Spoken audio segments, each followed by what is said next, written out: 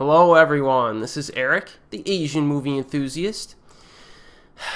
So it's finally here, the Takashi Miike Filmography review. I mentioned this project in my very first introduction video on this channel, and then I officially placed it on my to-do list during my first channel update video, I think near the end of last year. So I'm basically on schedule, I think, in terms of this project, since I really did not ever expect to begin uploading these videos until around the middle of 2017 at the earliest. So I'm going to cover 83 movies that this man directed in chronological order over a series of videos. My script write-up for this is about 40 pages in length, so as you might expect, the mere preparation of this project has taken quite a while, but I want my viewers to go into this playlist with the right set of expectations. This is going to be very similar to my Asian Horror Year in Review playlist because I'm going to provide a brief mini review of each film, followed by some information on availability. So in theory, you should gain a greater knowledge of Miike's filmography, while at the same time receiving just enough information on each individual film so that you can decide on which films that you may want to check out for yourself. Now, if you want more in-depth coverage over this man's movies, check out the Tom Mess book, Agitator, The Cinema of Takashi Miike. Let me make sure I get this in frame here. This is outstanding. It's like 400 pages. It goes into great detail on a great many things, like the themes that are present in this man's films. It also covers in great detail every single film that Miike directed up to Deadly Outlaw Rekka from 2002. So after you're done reading this book, which will give you a much greater appreciation of this man's films, then you can read this one. And this one is called Re-Agitator, again from Tom Mess. Now this is kind of hard to see there. This is not a direct continuation of the last book. But it does have quite a bit of coverage over Miike's post-2002 filmography, so definitely check both of these books out if you have an interest in this director. When I read those books, it really gave me a greater appreciation for his films, and gave me an idea of all the different themes that are in them and kind of all that good content that a lot of people miss when they see, his films. I think a lot of people underappreciate the content in Miike's films. So if you read those books, you get a greater appreciation for that. And of course, you could also check out the Midnight Eye website for more reviews on this man. So I'll leave a link in the description box below. I think these guys have a really good handle on Japanese film and a great handle on Miike's filmography. But I do have a few bones to pick with those guys at Midnight Eye, and that'll be a project in the future. So I'm not just here to kiss their rear ends, but I give them credit when they do a good job.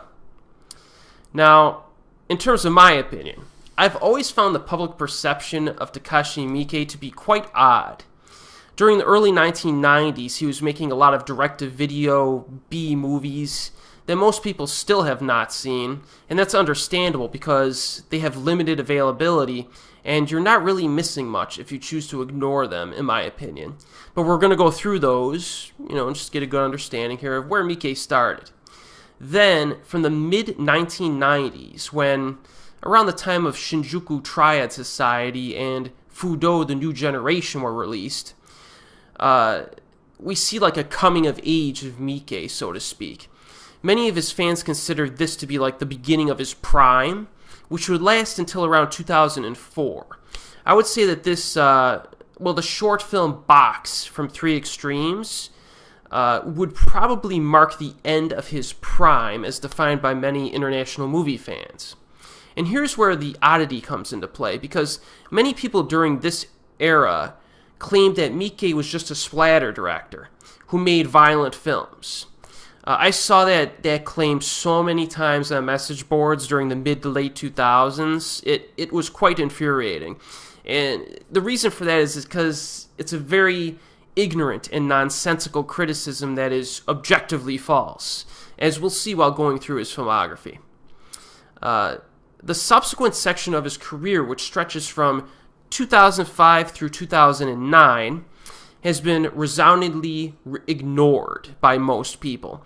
When I was perusing message boards on a daily basis during this time period, I almost never heard anyone mention a film by Miike that was actually made during the latter half of the 2000s, with the exception of maybe Imprint from 2006. Even the Crow's Zero films went under most people's radars back then. You know, it's kind of a shame because Miike made some really interesting stuff during those years, as we'll see as we move along his filmography. Then, Miike made 13 Assassins in 2010, and he immediately shot back onto everyone's radars again. You know, people talk about this film a lot, and they inexplicably continued to wonder where the splatter director was during the last half-decade. Almost as if he was on vacation somewhere, sipping mojitos on a beach for 5 years. But as we'll see, you know, he was making some good stuff. But regardless, his post-13 Assassins filmography from the 2010s has been consistently ridiculed for being worthless. Apparently, his films have been booed at the Cannes Film Festival. None of his recent movies have anything noteworthy or entertaining, apparently. And, the man hasn't made a good film in apparently 7 years, is what I keep hearing. I disagree with this sentiment, and, I think multiple films from the 2010s would probably make my Miike Top 10 list, which I'm sure I'll do when we're finished with this little project. So the point I'm trying to make in this introduction video is that even though Takashi Miike is one of the most well-known Japanese directors out there, he's also one of the least appreciated. Has he made some crap? Oh yeah, he's made some crap. But he's also made an insane number of interesting films that no one really talks about. But that simply leads us to yet another oft-parroted criticism. So a lot of critics fall back on the fact that he's made so many movies. So IMDb, for example, lists 102 titles as of the date of this video. But that number does seem to be partially inflated. For example, Kumamoto Stories from 2002 is actually broken up into 3 separate titles on IMDb, 2 of which were shown as 2001 films on that site, and 1 is a 2002 film. Not exactly sure that's correct, since they're part of the same project, and Tom Mess lists them as 1 film in his book, and I've seen it listed as 1 film in other websites. Also, IMDb lists the 17-minute behind-the-scenes featurette that Miike directed for Shinya Tsukamoto's film Gemini as a separate directing credit, which I guess technically it is, but I don't know if it really should be counted. So I think that IMDb total of 102 also includes some television series where Miike may have directed only 1 episode. So, But regardless, Miike's film total is probably in that general vicinity. If we consider the fact that Miike's been directing for 26 years, that averages about 4 films a year, which is pretty crazy production over a 26-year period.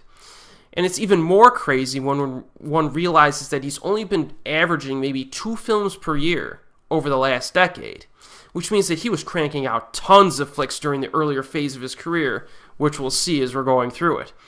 Now, a lot of people seem to hold the opinion that because he's made so many films, most of them are automatically garbage. Again, I disagree with this opinion. I've personally enjoyed, to a greater or lesser extent, over 2/3 of this man's filmography.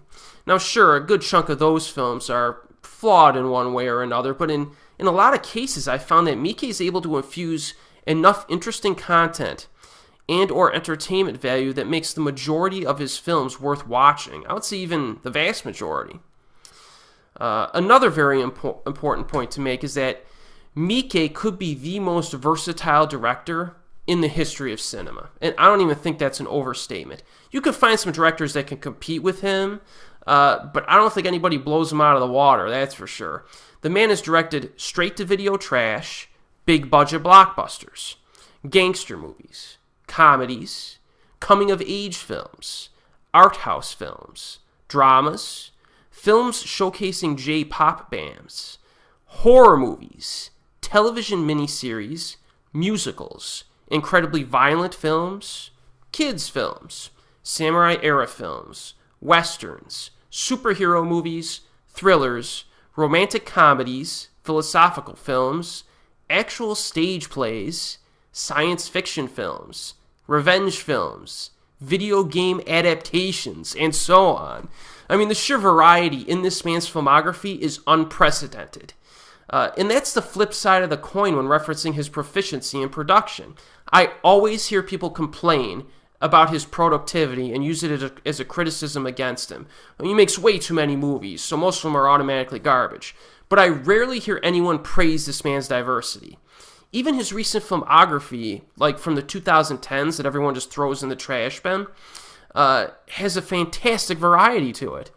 And you'll see that versatility as we go through his filmography in this playlist. But this isn't simply going to be a love fest. No. I've got some bones to pick with Miike because I hate some of this man's films. Some people may get frustrated with me because I dislike some of the films from his prime that a lot of people seem to enjoy. The ironic thing is that the very first Miike film I ever saw was so terrible that it put me off of his films for a few months, a little while. And it still could be my most hated movie in his filmography. I'll let you ponder which one that might be, but I promise I'll reveal that later on. So that's the basic gist of things here. So I've ordered Miike's filmography based on IMDb dates, as well as big bibliographies in the aforementioned books. I think I got the years of release right in almost every case, but I did not order the films within each year, like by month. So cut me some slack there. So part 1 of the Takashi Miike filmography review will be uploaded this Friday, and the subsequent parts will be uploaded, I'm hoping, every 2 to 3 weeks thereafter. This isn't like the Asian horror playlist where I had to write up the scripts and in between the upload dates. I've basically written most of this script in advance for Miike. But I'm going to go through each section and spruce it up. So it is going to take some time in between the upload dates, but I should be able to crank them out fairly easily every 2 to 3 weeks. So there's not much else I want to say in this introduction, but I'm hoping this will contribute something to YouTube because I don't think anyone's ever attempted this before. So that's really what I wanted to do when I started this YouTube channel, was the Asian Horror Year in Review playlist, which I think is pretty unique for this website, and I don't think anyone's really ever tried or accomplished that before. And I've gone through 2011, and I will continue with that. So Miike's like the second big-time project that I'm going to do. So hopefully it turns out okay. And as always, I will see you next time.